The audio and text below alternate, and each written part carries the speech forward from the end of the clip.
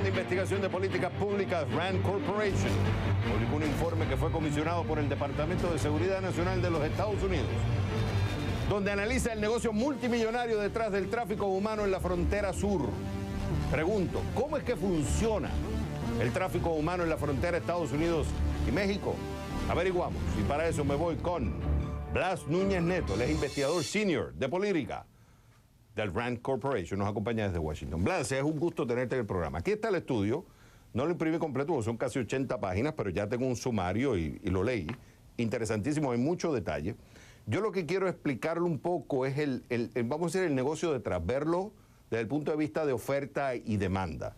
Primero por el tema de la demanda. La demanda son personas que quieren llegar a los Estados Unidos. ¿Ellos qué hacen? ¿Pagan cuánto? Bueno, Javier, muchísimas gracias por la invitación para estar acá con ustedes.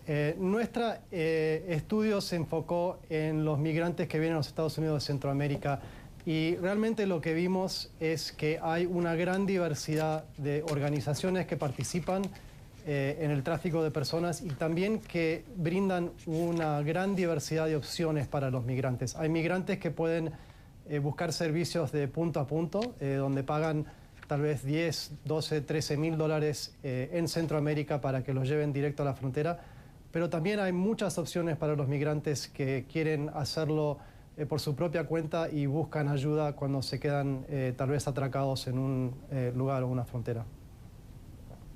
Espérate, entonces, desde el punto de vista de demanda, el que venga, sea de Guatemala, Honduras o El Salvador, tiene la opción de decir, ok, o contrato a alguien que le pago entre 10 mil a 13 mil dólares y esa persona es responsable de punto A a punto B. O sea, esa persona, a cambio del pago que se le hace, la responsabilidad es llevarme y cruzarme al otro lado de la frontera, ¿correcto? Así es, tal vez no es la misma persona que les vendió el servicio, pero esa persona tiene una organización transnacional criminal que básicamente coordina todo el viaje de los migrantes. Y si bien existen esos grupos, lo que también vimos es que hay una gran diversidad de otros actores que participan en este tráfico de personas, así que los migrantes en realidad tienen un montón de diferentes opciones. Ahora, ¿cómo esa gente, o sea, si yo voy a comprar el servicio de pagar entre 10 mil y 13 mil dólares para que me crucen la frontera y vengo de Honduras o de Guatemala, ¿cómo yo me entero que existe ese servicio? Eso no se publicita, me imagino, sino que tiene que, ¿a boca? Bueno, a boca es una de las maneras principales, pero también se publicita bastante en esos países por la radio y por las redes sociales los servicios que se ofrecen a los migrantes.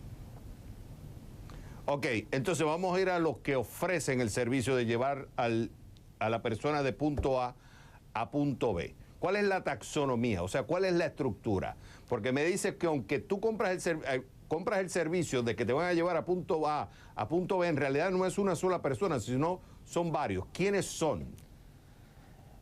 Y lo que nosotros vimos de vuelta es que hay una gran diversidad de opciones y de actores, y eso puede variar desde ponerle una persona que tal vez tiene un taxi en un pueblo y usa ese taxi durante el día para su negocio y de noche tal vez para llevar los migrantes al próximo pueblo. Y esa persona tal vez conoce a alguien en el próximo pueblo que tiene un hospedaje y los deja ahí.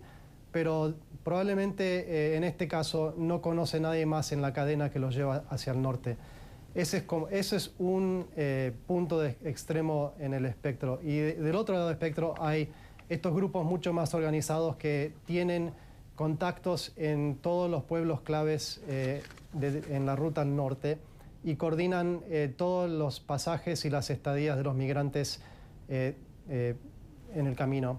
Y también últimamente hemos visto bastante organizaciones que contratan buses que van directo, o sea, agarran el bus en la frontera de México con Guatemala y ese bus los lleva directo hacia la frontera en un día. Y eso ustedes llaman los Transnational Criminal Organizations, los TCO. Bueno, hay una definición legal de un TCO y si bien hay algunos grupos en el tráfico de personas que parecen tener las características que uno necesitaría para un TCO, Lo que nosotros vimos también es que hay muchos grupos que son muy fluidos y que tal vez no son tan organizados, y es difícil decir cuántos de estos grupos son TCOs, pero probablemente no son la mayoría. Ustedes estiman que son entre 200 a 2,3 mil millones de dólares el negocio en el 2017.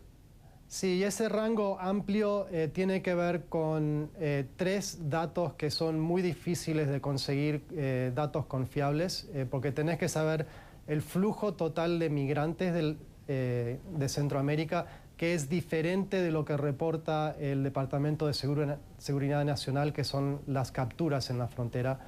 Tenés que saber el porcentaje de migrantes que están utilizando estos servicios, y también tenés que saber cuál es el costo promedio del servicio. Y que, por cierto, la gente se está arriesgando la vida en todo esto, y pagas de 10 mil a 13 mil dólares y no te garantiza que el servicio vaya a llegar. O sea, que no hay garantía de devolución de dinero. En conclusión, después de haber hecho este estudio, ¿qué conclusión llegaron ustedes? Y nosotros hicimos dos o tres recomendaciones claves al gobierno. La primera es que si este tipo de información les parece importante, o sea, si saber lo que es el mercado y los ingresos a estos grupos de tráfico de personas es importante para el gobierno, deberían sistematizar la colección de información acerca de estos datos, porque lo que vimos en ese rango de 200 millones a 2,3 mil millones es que la data del Departamento de Seguridad Nacional es responsable por el rango mínimo, o sea que las entrevistas que hacen los agentes de la patrulla fronteriza con migrantes, la información que generan en esas entrevistas probablemente no reflejan la realidad del mercado. La segunda recomendación clave es que, dado la fluidez de estos grupos, la manera tal vez más efectiva de sancionarlos es trabajar con Guatemala, Honduras y El Salvador para encontrar a esos facilitadores que trabajan en esos países para reclutar a migrantes. ¿Y el número 3? Y el número 3 tiene que ver con el tamaño del mercado de tráfico de personas y otros mercados ilícitos que le importa al gobierno, porque como todos sabemos, los recursos del gobierno son escasos. Entonces, una recomendación que hicimos es que investiguen un poco más si este mercado es suficiente grande para realmente merecer más atención.